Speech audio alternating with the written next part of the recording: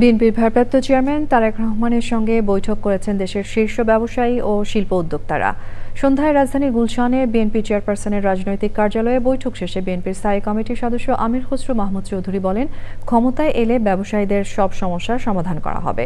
এর আগে তারেক রহমানের সাথে সাক্ষাৎ শেষে বেগম খালেদা জিয়ার মৃত্যুতে নাগরিক শোক সভা করার কথা জানান জাতীয় প্রেস ক্লাবের নেতারা।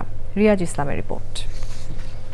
বেগম খালেদা জিয়ার মৃত্যুতে শোক জানাতে রোববার সন্ধ্যা ৭টার দিকে গুলশানে বিএনপি চেয়ারপারসনের কার্যালয়ে আসেন দেশের শীর্ষ ব্যবসায়ী ও উদ্যোক্তারা।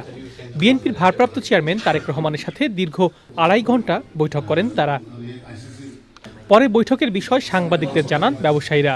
আমরা বলেছি যে সামগ্রিকভাবে আপনার আইন শৃঙ্খলা পরিস্থিতির উন্নয়ন করতে হবে, সেটা শিল্প বাণিজ্য এবং সাধারণ মানুষের জন্য তাদের নিরাপত্তা দিতে হবে।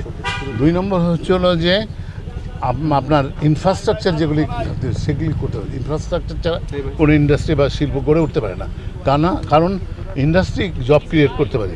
বিএনপি সরকার গঠন করলে দেশের অর্থনীতিকে এগিয়ে নিতে ব্যবসা বান্ধব পরিবেশ নিশ্চিতের আশ্বাস দিয়েছেন দলের ভারপ্রাপ্ত চেয়ারম্যান তারেক রহমান।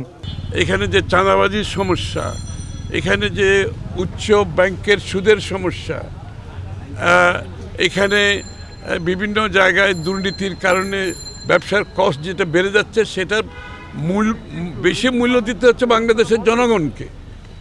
কারণ এগুলো সব কিছুর কারণে দ্রব্যমূল্য বাড়ছে এবং অন্যদিকে ব্যবসায়ীরাও এই প্রতিকূল অবস্থায় তাদের ব্যবসা চালাতে পারছে না, তারা বিনিয়োগ করতে পারছে না, বিনিয়োগ বাড়াতে পারছে না।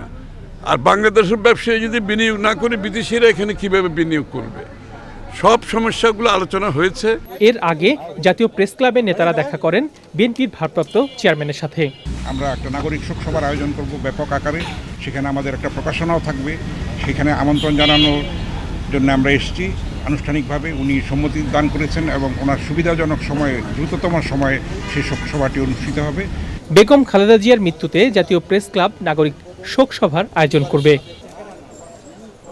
রিয়াজ ইসলাম, চ্যানেল আই, ঢাকা।